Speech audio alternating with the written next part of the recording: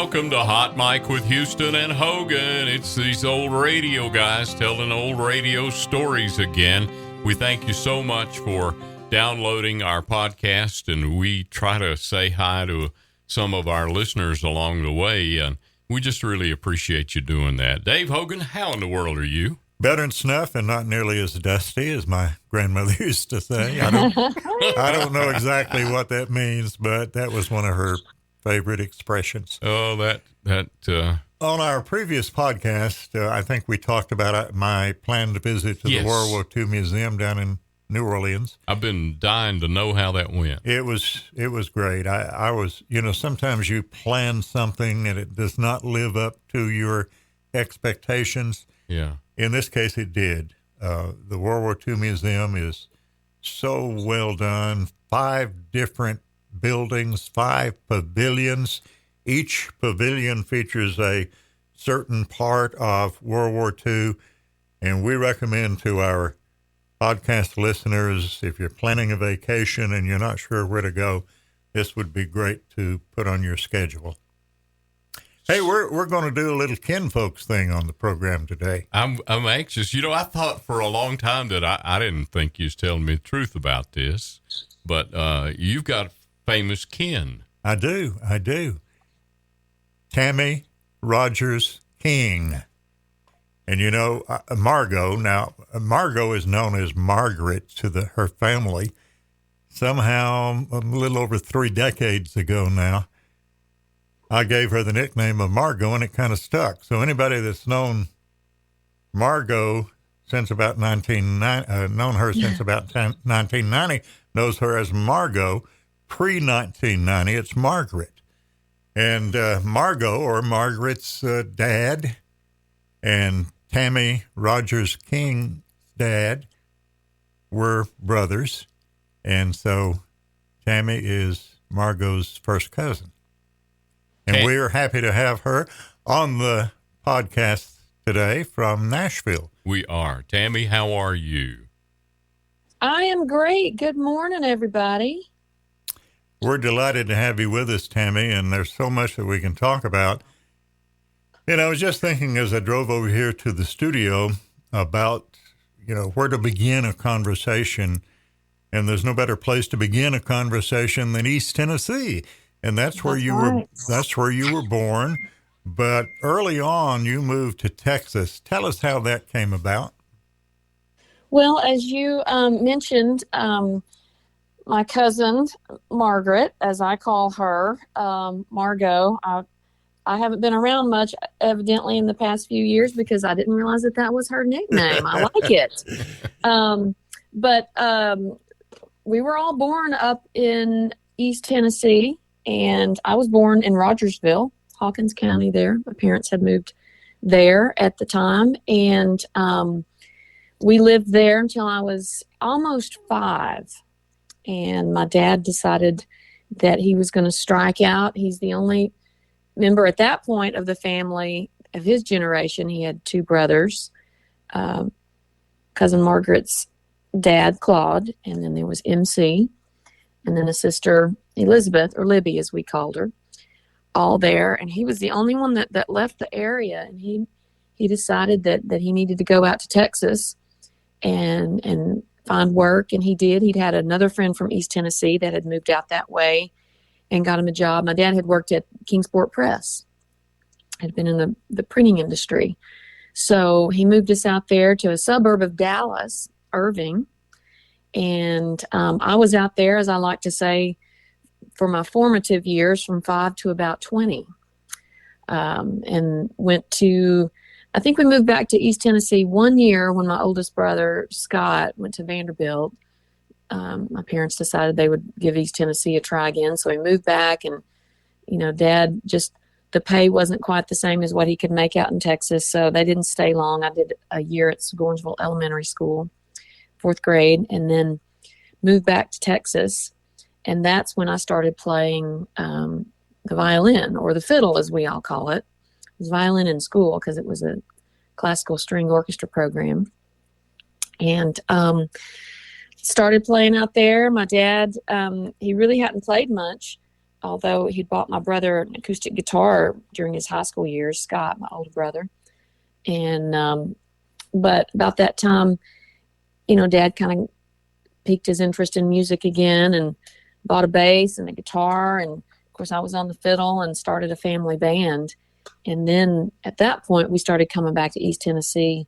We'd come back for summer vacations anyway, but we came back and started playing usually a summer show down at Rogersville High School at the football stadium. And then later on, he started a Bluegrass festival at Laurel Run Park.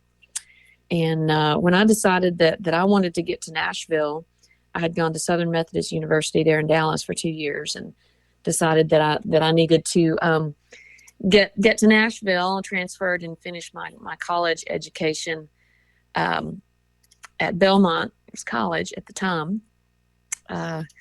Then they moved back to East Tennessee for good at that point. So we all came back. That was in 1985. So I have been back in the beautiful state of Tennessee for, good grief, almost 40 years now. Wow. Tammy is one of the founding members of the SteelDrivers, and we'll get to the SteelDrivers here in just a few minutes, but at the beginning of our conversation, we need to mention that for those of you who are fans of the SteelDrivers, Tammy was or is a founding member of the group. But I remember, I don't know if you remember this or not, Tammy, but you and I go back farther than you probably remember. I remember introducing you and Adam Steffi, and I don't know if you had a full band or you and Adam were doing duo work at the time down in Jonesboro. We used to have what we call the Old Time Radio Reunion every year. And do you remember being on that stage? I do. Yeah, I think that was with Dusty Miller. Okay. Yeah, when you had the band Dusty Miller. Mm-hmm. Mm-hmm. Yeah. Okay. Yeah. And do you remember Richard Blaustein? Yes, I do. Absolutely. Richard died about, I guess, 3 or 4 years ago. I think I recall reading about that as well. Mm-hmm. Dr. Blaustein was a professor at East Tennessee State University, and he was from New York. I used to introduce him as from the mountains of Manhattan, Dr. Richard Blaustein, who played the fiddle, and he came to our radio station, the radio station I was working for, and he said, I'd like to put together an old-time music radio program like they used to do. And so we got together and we came up with the idea of doing the Old Time Radio Reunion. And for several years we did that during the summer. And I remember introducing you on one of those, or maybe several of those programs back in the 1980s. I do remember that. Yeah, for sure. There's such a long tradition of great traditional music, and it stands to reason. It's the heart of the Appalachians up there, and with ETSU being so active all these years. By the way, I hear your daughter just graduated from East Tennessee State University. She will be graduating, yes, this spring, May 4th. So we're very, very proud. She decided, and of course, my husband Jeff King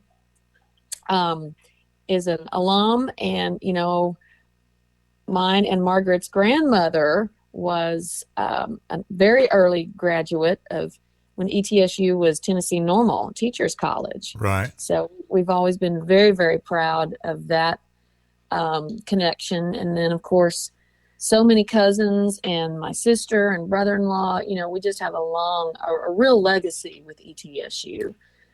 So we were very excited when Delana chose that as her university experience. And her name is?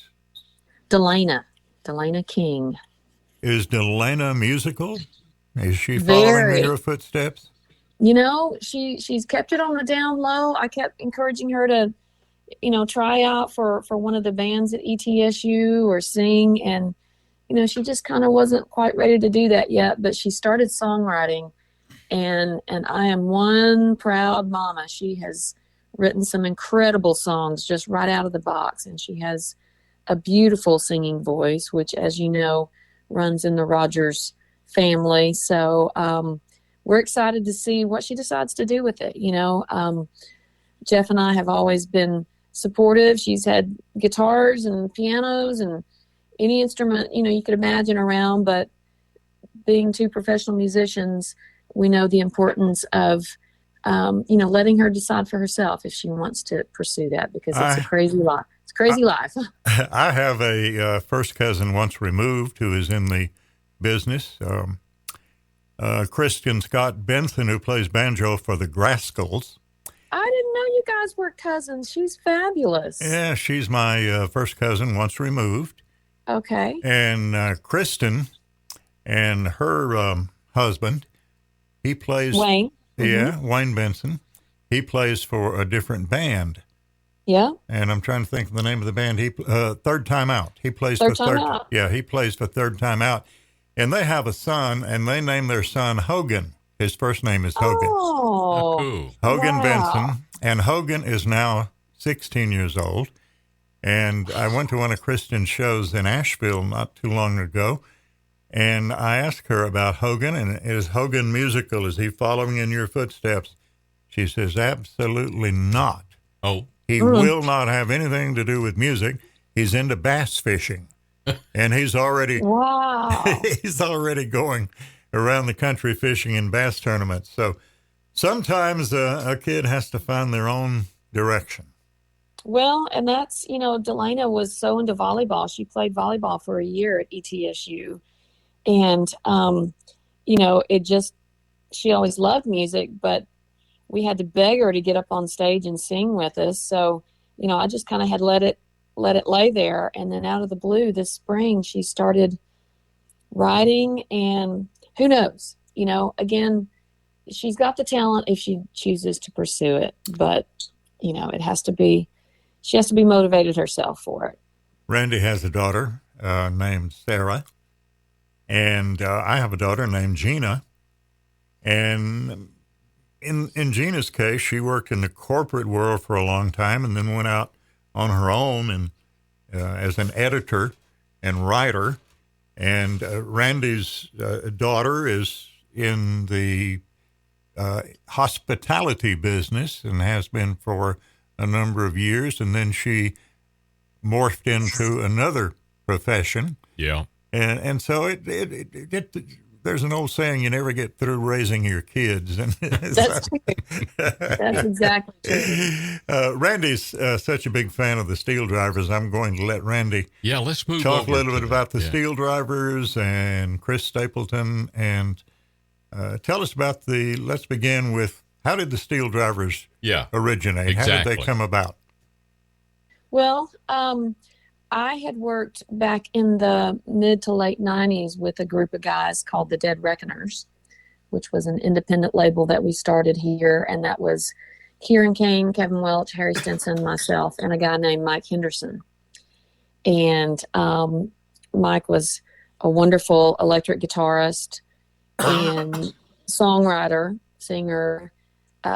So we had worked together 5 or 6 years with that group, and had always, really enjoyed playing. And he knew that I grew up playing bluegrass, and his kind of alter ego, in addition to being, kind of a country honky tonker, and also an incredible blues guitarist, was playing Bill Monroe style mandolin. So out of the blue, in the summer of 2005, I got a call from Mike Henderson, and I think I'd run into him a couple times around town. Nashville's kind of a big, small town, or it was then. And, he just said, "Hey, how you doing?" And I said, "Good. I'd been out touring with Reba at that point for a couple of years." And he said, "Well, would you be into getting together and playing a little bluegrass?" And at that point, I hadn't really played any serious bluegrass in about 15 years. So I thought, why not? It might be kind of fun. And so he said, "Well, I've got some guys that are coming over next Sunday night." 8 o'clock, my house. And I was like, okay, let me see if I can get a babysitter, make sure Jeff's okay with watching our daughter. She was about 4 at the time.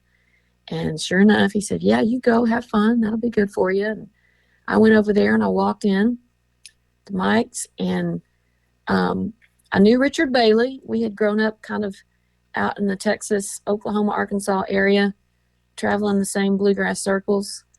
And he was there on banjo. I had not met Mike Fleming yet, the bass player, but he and Mike Henderson had been college buddies, college roommates out in Missouri. So he was there on bass. And then there was this younger fella sitting there at the table, long hair and kind of a beard, kind of quiet. And he said, "This is Chris Stapleton." And at that point, I'd never met Chris. I had definitely heard his name around town. I'm kind of a budding songwriter, but hadn't heard him sing, didn't really know anything about him. And we sat there and, just started initially playing just some old standards. And, of course, when you hear that voice come out of, that person, it's just uncanny. And we were all knocked out by what we were hearing. And then come to find out, Mike and Chris had been writing together for 4 or 5 years at that point. So they very quickly, as we got, kind of warmed up playing these standards, pulled out some of their original songs. And I remember thinking, wow, is this an old Stanley Brothers song that I somehow have missed? I was pretty well versed in the bluegrass catalog. I was like, this is amazing. Where did this come from? And then when they were like, well, yeah, we've been writing this stuff, it was just it was unreal. It was just unbelievably remarkable that they were able to write this stuff, and it was so authentic sounding. So, we kind of wrapped up that night and we all went home, and, I remember Henderson called me like the next day or day after and was kind of like, well, what'd you think? And I was like, well, that was really fun. That was really great. And, he just kind of casually said, well, you want to get together again? And I said, well, sure. So a week or two later, kind of same thing. We went to Mike's house Sunday night about 8 o'clock, and it just kind of organically grew into this thing that we very quickly realized was really unique, and we all enjoyed and loved, and was very kind of remarkable. So, we always joked that it was Mike Henderson's fault, that he's the one that kind of handpicked everybody, but we all very quickly realized that it was something very special and very unique. Well, it really is, Tammy. I've been listening to your music a long time, and somehow I came across one of the songs that just really spoke to me, called "Where Rainbows Never Die." Yeah, that's, for sure. That song is, and the way you come in with Chris on the chorus of that song is just hair-raising. Incredible. Where did you tell us about that song? Well, after the first record came out, which was, arguably in the bluegrass world, a huge hit. It made a huge splash. We were nominated for a Grammy right out of the box. And IBMA awards, it just made a big, big impression right out of the chute. We started talking about doing the second record. And, by that point, we had a lot of songs because we had been playing together since 2005. The first record came out, I think it was January of 2008. And then the second one came out sometime in 2010. And so, there were a lot of songs to pick from, which is a great problem to have. But we had stacked that first record pretty deep with incredible songs. Just, still to this day, if you come to see us, we're probably going to do 5 or 6 songs from that first album because they've become iconic in our canon.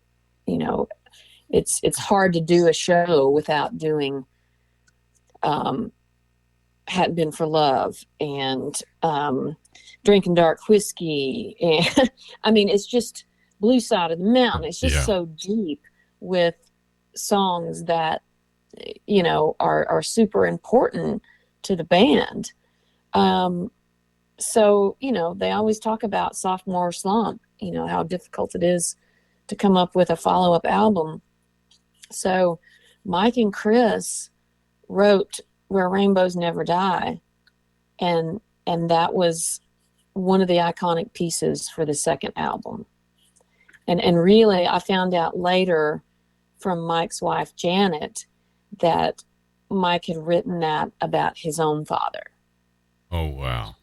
And that's how that piece, he wrote it with Chris, of course, but that's how that song came to be. And then we recorded it for that second album. And then that second album was nominated for 2 Grammys, both a country Grammy and a bluegrass Grammy, which we didn't win any of those, but, it has since become, even after, that was 2010, 14 years, still, I would venture to guess our most requested song. Oh, wow. Tammy, I understand. Talk a little bit about your songwriting.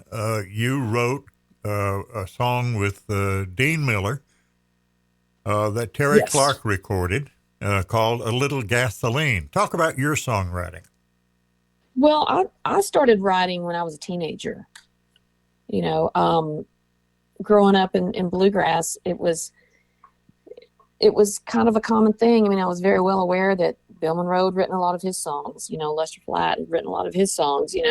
So I just started trying to write at a very young 14, 15 years old, and it was nice with a family band. I had enough courage to show, my dad, hey, here's something I wrote. And he was like, well, let's do it. He was great about, allowing me that outlet of, hey, you wrote it. Let's do it in the band. So I had a couple songs that we did as a teenager in the band. So it was great to have that outlet and that support. And then, I wrote some for the band Dusty Miller. We did a few of my songs at that point. And again, at that time, I was just only writing by myself. All those songs were solo writes. But once I moved to Nashville, I was still writing by myself, but kind of quickly understood that Nashville's a songwriting town. And it's a co-writing town.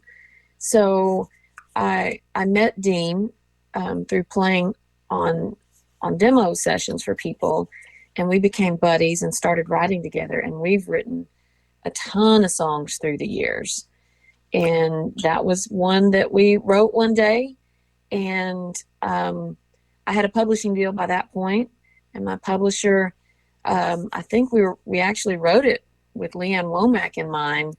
And I don't know if she passed on it or we didn't get it to her in time, but next thing I know, it's pitched to Terry Clark, and she loved it and cut it, and it became her first single off her Fearless album. So that was a big deal for me. That was in about 2000, either 1999 or 2000, right about there when that came out.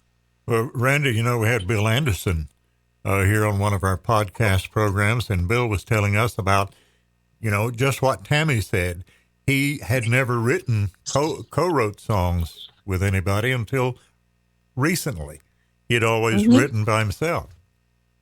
But like you say, right. It's a songwriting town. That's right. Well, guys, is this a good time to take a break? come back and talk about life now on the road with SteelDrivers and pick up there. So thank you so much, Tammy, for taking time out of your busy schedule to chat with us. Tammy Rogers of the SteelDrivers, I am such a fan. We're going to take a break and be back in chapter number 2 on Hot Mic with Houston and Hogan. Be sure to click the subscribe button for another episode of Hot Mic with Randy Houston and Dave Hogan.